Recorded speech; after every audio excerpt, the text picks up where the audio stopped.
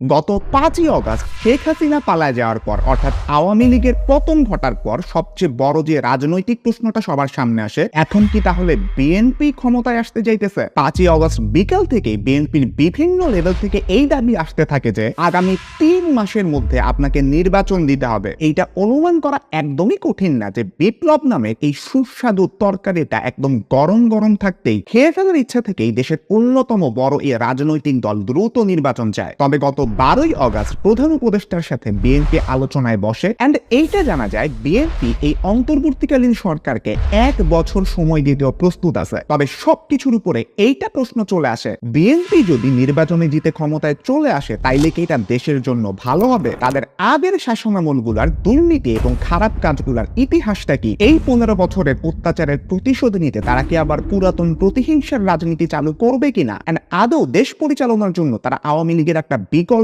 হইতে পারে কিনা? এই পুরো ব্যাপারটাই আমি আজকের ভিডিওতে এক্সপ্লেইন করার চেষ্টা করব। তো চলুন শুরু করা যাক।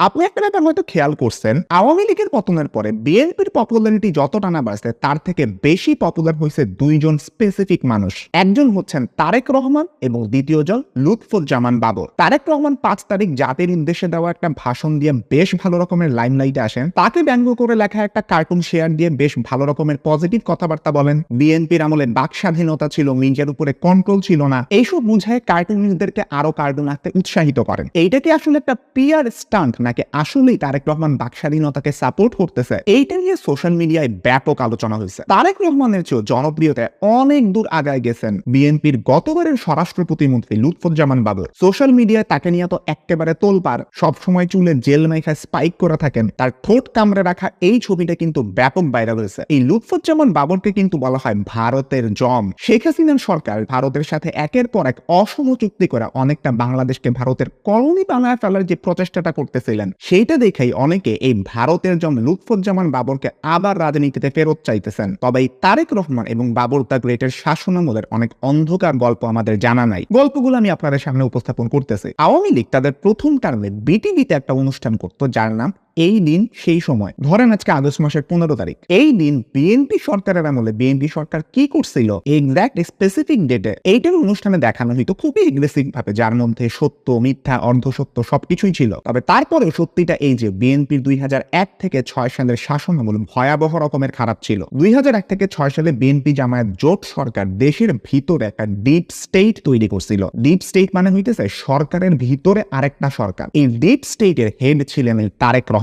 খালেদা জিয়া কিন্তু তার ক্যাবিনেটের যত মন্ত্রীরা আছেন তাদেরকে নিজে নিয়োগ দিতেন, কিন্তু বলা হয় যে প্রতিমন্ত্রীদের সবাইকে তারেক নিয়োগ দিয়েছিলেন। এই লুৎফুজ্জামান বাবরও কিন্তু মন্ত্রী না, উনি কিন্তু একজন প্রতিমন্ত্রী, স্বরাষ্ট্র প্রতিমন্ত্রী ছিলেন। এন্ড বাবরও এই ডিপ স্টেটের একজন অনুগত লোক ছিলেন, তার কথা একটু পরে আসতেছে। এই ডিপ স্টেটের হেডকোয়ার্টার ছিল বনানীতে অবস্থিত ১৩ নম্বর সড়কের ৫৩ নম্বর বাড়ি, যার নাম হাওয়া, বা এইটাই সেই বিখ্যাত হাওয়া ভবন। এইটা মূলত ছিল বিএনপির চেয়ারপারসনের একটা রাজনৈতিক কার্যালয়। ওইখানে খালেদা জিয়া তখন নিয়মিত বসতেন না, আর তখন বিএনপির সিনিয়র যুগ্ম মহাসচিব ছিলেন এই তারেক রহমান। এইখানে উনি তার ঘনিষ্ঠ মানুষদেরকে নিয়ে নিয়মিত বসতেন, আড্ডা দিতেন। এদেরকে নিয়েই তারেক বিভিন্ন বড় বড় জায়গাতে বসাইতেন। আর তারেকের নাম ভাঙায় চাঁদাবাজি, টেন্ডারবাজি, দখলবাজি, নিজের পরিচিত লোককে চাকরি দেওয়া, নির্বাচনে মনোনয়ন, প্রত্যেকটা সেক্টরে দুর্নীতি ছড়ায় ছিল, যেমনটা আমরা আওয়ামী আমলেও দেখছি। এই হাওয়া ভবনের সিইও কিন্তু ছিলেন তারেক রহমানের ছোটবেলার বন্ধু আর বিজনেস পার্টনার গিয়াসউদ্দিন আল মামুন। ১/11-এর পরে যৌথ বাহিনীর হাতে উনি ধরা পড়েন, বেশ কয়েকটা মামলা হয়, এতদিন জেলে ছিলেন। কিছুদিন আগে আওয়ামী লীগের পতনের পরে এই মামুন জেল থেকে ছাড়া পান। একটা করে দুর্নীতির এক্সাম্পল বলি। তৎকালীন সময় শিক্ষামন্ত্রী ছিলেন ওসমান ফারুক। ২০০৬ সালে মার্কিন দূতাবাসের একজন কর্মকর্তার কাছে উনি বলছিলেন বিএনপি জামায়াত জোট সরকারটা যেটা ছিল ওইখানে সরকারের মন্ত্রিসভাতে মাত্র ২৯ জন সদস্য থাকার কথা ছিল, কিন্তু তারেক রহমানের ইনফ্লুয়েন্সে অবশেষে ক্যাবিনেটে মোট ৬০ জন মন্ত্রী প্রতিমন্ত্রী রাখা হয়। এই যে এক্সট্রা মন্ত্রী প্রতিমন্ত্রী নিয়োগ দিল, এইটার মাধ্যমে তারেক রহমান এবং তার সহযোগীরা বিপুল পরিমাণ অর্থ হাতায় নেয়। সেকেন্ড এক্সাম্পল, মার্কিন দূতাবাসেরই আরেকটা সূত্র বলতেছে তারেক রহমান কোটি কোটি ডলারের অবৈধ সম্পদ সংগ্রহ করছেন। ঢাকায় আগে একজন মার্কিন রাষ্ট্রদূত ছিলেন যার নাম জেমস এফ মরিয়ার্টি। উনি বলতেছেন তারেক রহমান শুধুমাত্র যে মোনেম কনস্ট্রাকশনের মতন একটা লোকাল কোম্পানির কাছ থেকে ঘুষ খাইছেন এমন না, ওই কি মোনেম কনস্ট্রাকশন তারেক রহমানকে লক্ষ মার্কিন ডলার ঘুষ দিছিল। 2008 সালের 3 নভেম্বর ঢাকার মার্কিন দূতাবাসের আরেকটা তার বার্তা থেকে এইটা জানা যায়, এই তারেক রহমান আল আমিন কনস্ট্রাকশনের মালিক আমিন আহমেদকে হুমকি দিচ্ছেন, তুমি যদি আমাকে $1.5 লক্ষ না দাও তাহলে তোমার কোম্পানি আমি বন্ধ করে দিব। এটা ছাড়াও রেজা কনস্ট্রাকশন লিমিটেড,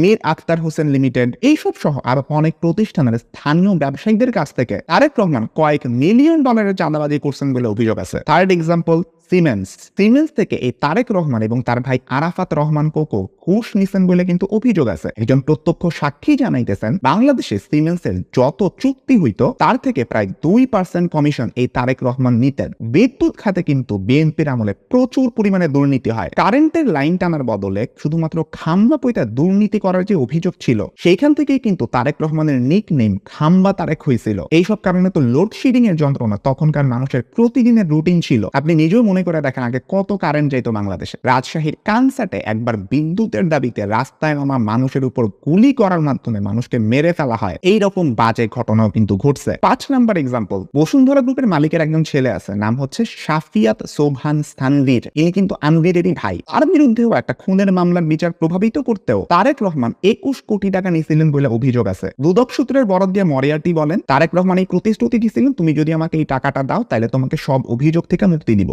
জিনিস খেয়াল করেন, আওয়ামী লীগ আর বিএনপি দুইটা শাসনামলেই বসুন্ধরা গ্রুপের মালিকের ছেলেদের কিন্তু কুকীর্তি আছে। তখন আমরা দেখছিলাম স্থানবীরকে, এখন আমরা দেখতেছি আনবীরকে। 6 number example, Zia orphanage trust fund আছে যেখানে এতিমদের জন্য টাকা আসে, ওই ফান্ডের অ্যাকাউন্ট থেকেও 2 কোটি টাকা হাতায় আনেন এই তারেক রহমান। উনি তার নিজ শহর বগুড়াতে একটা জমি কেনার জন্য এই ট্রাস্টের তহবিলের টাকা ইউজ করেন। এইবার আসলে আলোচনা করি বিএনপির আমলে হওয়া রাজনৈতিক প্লটগুলা নিয়ে। র্যাব গঠন করার আগে খালেদা তারেক সন্ত্রাস দমনের নামে 2002 সালের 17 অক্টোবর থেকে সারা দেশে অপারেশন ক্লিন হার্ট নামে একটা যৌথ অভিযান চালায়। অ্যামনেস্টি ইন্টারন্যাশনাল জানায়, এই সময় যৌথ বাহিনীর হাতে আটকের পরে নির্যাতনে অন্তত 40 জন মানুষের মৃত্যু হয়। আয়না ঘরের সাথে কিছুটা মিল টের পাইতেছেন। দ্বিতীয় এক্সাম্পল, 10 ট্রাক অস্ত্র। বাংলাদেশের ইতিহাসে সর্ববৃহৎ অস্ত্র আর গোলা বারুদের চালান আটক করা হয় 2004 সালের 1 এপ্রিল রাতে। সমুদ্রের উপর দিয়ে 2টা বড় ট্রলারে কইরা এই অস্ত্রগুলো আনা হয় চিটাগং ইন্ডিয়া ফার্টিলাইজারের জেটিতে। এই চালানে 1790টা বিভিন্ন ধরনের অস্ত্র, 11.5 লক্ষ গুলি, 6,500 ম্যাগাজিন, 27,000 গ্রেনেড আর 150টা রকেট লঞ্চার পাওয়া যায়। একটু আপনাদের কনটেক্সট দিয়ে রাখি,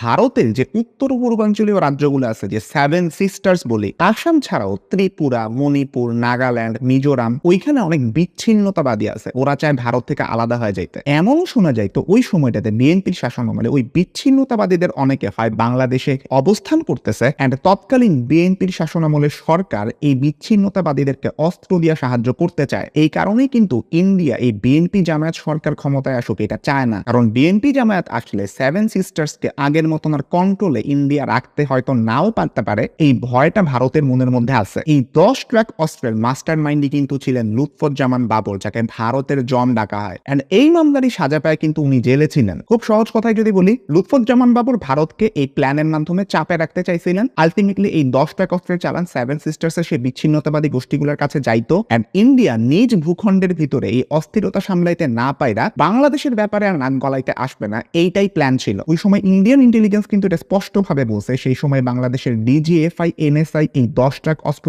চালানের সাথে জড়িত ছিল, এন্ড এইটা থেকেই বোঝা যায় এই ব্যাপারে রাষ্ট্রীয় মদদ ছিল। 3 নম্বর এক্সাম্পলে আসি, 21 আগস্ট বোমা হামলা। ডেইলি স্টারের 2009 সালের একটা রিপোর্টের মতে 2004 সালের 14 আগস্ট রাতে হাওয়া ভবনে বসে স্বরাষ্ট্র প্রতিমন্ত্রী বাবর, উপমন্ত্রী পিন্টু সহ জঙ্গি সংগঠন হুজির নেতারা বৈঠক করে শেখ হাসিনাকে গ্রেনেড হামলার মাধ্যমে মেরে ফেলার পরিকল্পনা করে। বাবরের বক্তব্য ছিল, গ্রেনেড কোনো সমস্যা না, বলা ভালো ওই বছরের এপ্রিলে 10 ট্রাক অস্ত্র উদ্ধার করা সম্ভব হইলেও এক্সট্রা আরো 2টা ট্রাক ছিল যেগুলা গায়েব হয়ে গেছে বলে জানা যায়। এই গ্রেনেড হামলায় আরজেস গ্রেনেডও ব্যবহার হয়েছিল, যেটা প্রচন্ড শক্তিশালী। এই গ্রেনেড ওই হারায় যাওয়া 2টা ট্রাক থেকে আসছে কিনা এই ব্যাপারে কানেকশনটা উড়ায় দেওয়া যায় না। পরে 21 আগস্ট ঢাকার আওয়ামী লীগের সমাবেশে গ্রেনেড হামলা করে হরকাতুল জিহাদ আল ইসলামী বা হুজির জঙ্গিরা। এইখানে তাদের নেতা ছিল মুফতি হান্নান, আর তার নির্দেশনায় ওই আক্রমণে ছিল প্রশিক্ষিত 12 জন জঙ্গি। ওই হামলায় মহিলা আওয়ামী লীগের সভানেত্রী আইভি রহমান সহ 22 জন নিহত হন। আইভি রহমান কিন্তু হচ্ছে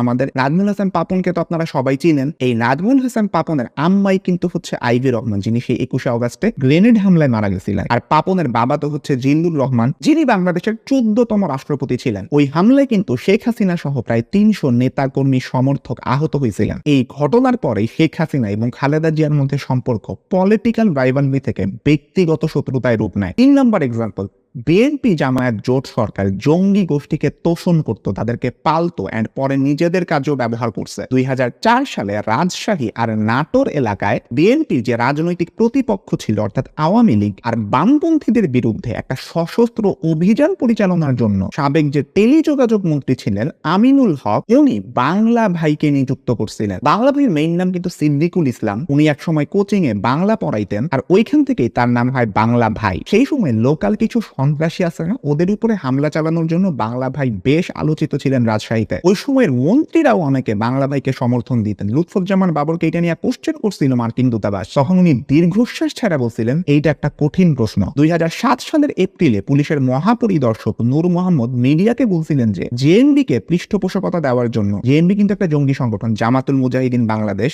যার প্রতিষ্ঠাতাই ছিলেন এই বাংলা ভাই শায়েখ আব্দুর রহমানের মতন মানুষরা। এই জেএনবির পৃষ্ঠপোষকতার সঙ্গে ভূমি প্রতিমন্ত্রী রুহুল কুদ্দুস তালুকদার দুলু, আমিনুল হক এবং সাবেক সংসদ সদস্য নাদিম মুস্তাফা জড়িত। তারেক রহমান যে এসবের বাইরে ছিল এমন কিন্তু না। এই ভূমি প্রতিমন্ত্রী রুহুল কুদ্দুস তালুকদার দুলু উনি একবার তারেক রহমানের সাথে ফোনে কথা বলেন এন্ড তার নির্দেশে পরবর্তীতে বাংলা ভাইয়ের প্রধান সহযোগী যার নাম খামারু, এই খামারুকে ছেড়ে দিতে বাধ্য হয় র্যাব। দুইটা জিনিস খেয়াল করেন, ওই সময় প্রতিমন্ত্রীদের কি পরিমাণ পাওয়ার ছিল, যাদের নিয়োগ মূলতই হয়েছে এই তারেক রহমানের মাধ্যমে, আর কিভাবে তারা সেই সময় জঙ্গি গোষ্ঠীগুলারে পালতো। 2005 সালের 17 আগস্ট 63টা জেলায় একসাথে প্রায় 500 বোমা ফাটায় প্রচলিত আইন বদলায় আল্লাহর আইন কায়েমের দাবি জানায় জেএমবি। সারা দেশে এভাবে একযোগে বোমা হামলা বাংলাদেশের ইতিহাসে এর আগে হয় নাই। এইরকম ভয়াবহতা তৎকালীন জঙ্গি গোষ্ঠীগুলা চালাইছিল। তবে তৎকালীন সরকারের ঘুম ভাঙতে খুব বেশি দেরি হয় নাই। 2005 সালের 21শে ফেব্রুয়ারি নাশকতামূলক তৎপরতার অভিযোগে জেএমবি এবং জেএমজিবির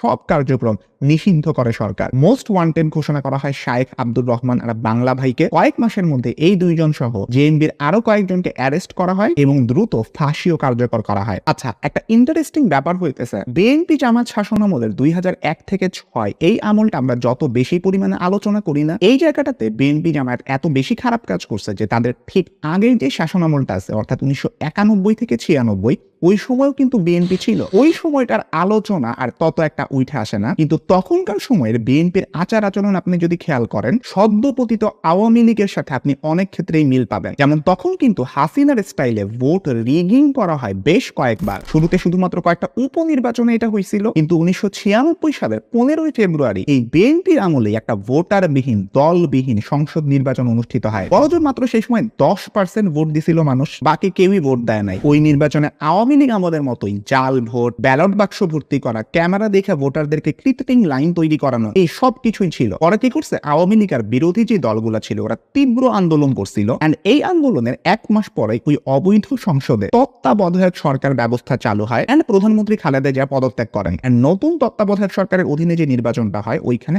আওয়ামী লীগ জিতার পরে ক্ষমতায় আসে। বলা ভালো ওই সরকারেরও কিন্তু একজন উপদেষ্টা ছিলেন আজকের এই ডক্টর মোহাম্মদ ইউনূস, মানে ওই তত্ত্বাবধায়ক সরকারের একজন উপদেষ্টা। ভোট চুরি করা ছাড়াও 91-96 আমলে নেপোটিজমের একটা বড় ইফেক্ট দেখা যায়। নিজের পরিবারের মানুষকে বেশি বেশি তোষণ করা, ওদেরকে বেশি বেশি চাকরি দেওয়া, ওদেরকে অর্থ সম্পদের মালিক বানানো। ওই আমলে খালেদা জিয়ার পরিবার বিভিন্ন প্রতিষ্ঠান নামে মাত্র কিনা নেয়া বা অবৈধভাবে মালিকানা দখল করার পরে বিপুল পরিমাণ অর্থ সম্পদের মালিক হয়ে যান। এখন একটা জিনিস খেয়াল করেন, বিএনপি 1996 ভুয়া নির্বাচন দিছে, 2006 সালের তত্ত্বাবধায়ক সরকারে নিজেদের লোক ঢোকানোর অপচেষ্টা করছে। এই দিক থেকে তাদেরকে আপনি আওয়ামী লীগের তুলনায় একটা সফট ইভিল বলতে পারেন। তবে আলটিমেটলি তারা কিন্তু তখন ক্ষমতা ছাড়ছিল আন্দোলনের মুখে, কচ্ছপের কামড় দিয়ে একেবারে গদিন ধুয়ে রাখে নাই। এই দিক থেকে তাদেরকে একটা ক্রেডিট আপনি দিতে পারবেন, যেহেতু আপনি শেখ হাসিনারে দেখছেন কিভাবে সে গদি ছাড়তেই চাইতেছিল না। আমরা ভিডিওর একেবারে শেষে চলে আসছি। শেষে একটা কথাই বলতে হয়, আওয়ামী লীগ আর বিএনপির যে রাজনীতিটা আছে এটাকে অর্থনীতির একটা থিওরি ডুওপোলির সাথে তুলনা করা যায়, যেখানে মার্কেটে দুইটা পার্টি থাকে এন্ড ওরাই পুরো মার্কেট দখল করে রাখে এন্ড এক দল কি করতেছে আর ভাবতেছে এইটা দেখে অন্য দল তার ট্যাকটিক্স ঠিক করে। আওয়ামী লীগ যেরকম ভারত ভারতপন্থী রাজনীতি করে বাংলাদেশকে ভারতের একটা কলোনি বানায় ফেলতে চাইতেছিল। আপনি বিকল্প হিসেবে যদি বিএনপির কাছে যান, বিএনপিও একসময় জঙ্গি গোষ্ঠীকে তোষণ করছে, যাদের আন্ডারে সারা দেশে বোমা হামলা হয়েছে, 10 ট্রাক পরিমাণ অস্ত্র দেশের ভিতরে বিনা বাধায় ঢুকতে পারছে। এই ভিডিও থেকে সব মিলে এইটাই ডিসিশন নেওয়া যায়, বাংলাদেশের জন্য এখন সময় আসছে এই আওয়ামী লীগ আর বিএনপি এই দুইটা চক্র থেকে বের হয়ে যাওয়ার। অন্তর্বর্তীকালীন সরকার আসলে লাস্ট পর্যন্ত কি করতে পারে সেটাই দেখার বিষয়, কিন্তু একই সাথে বিকল্প একটা রাজনৈতিক দল বা রাজনৈতিক শক্তি যারা দেশ পরিচালনার মতন যোগ্য, এইটার চরম প্রয়োজনীয়তা এখন আমরা অনুভব করতেছি। অতীত ইতিহাস আর সদ্য সরকার পতন থেকে এইটা অ্যাটলিস্ট ক্লিয়ার, দেশের ক্ষমতা এখন আওয়ামী লীগ কিংবা বিএনপি কারো হাতেই দেওয়া উচিত হবে না। আমার এই অপিনিয়নের সাথে আপনারা কতটা একমত সেটা আপনি কমেন্ট বক্সের মধ্যে জানাইতে পারেন। এই ধরনের আরো ভিডিও সামনে আসবে, চ্যানেলটা সাবস্ক্রাইব করে রাখতে পারেন এবং পাশে থাকা বেল আইকনটা প্রেস করতে কখনোই ভুলবেন না। সবাই ভালো থাকবেন, সুস্থ থাকবেন, দেখাবে ইনশাআল্লাহ পরবর্তী ভিডিওতে। আল্লাহ হাফেজ।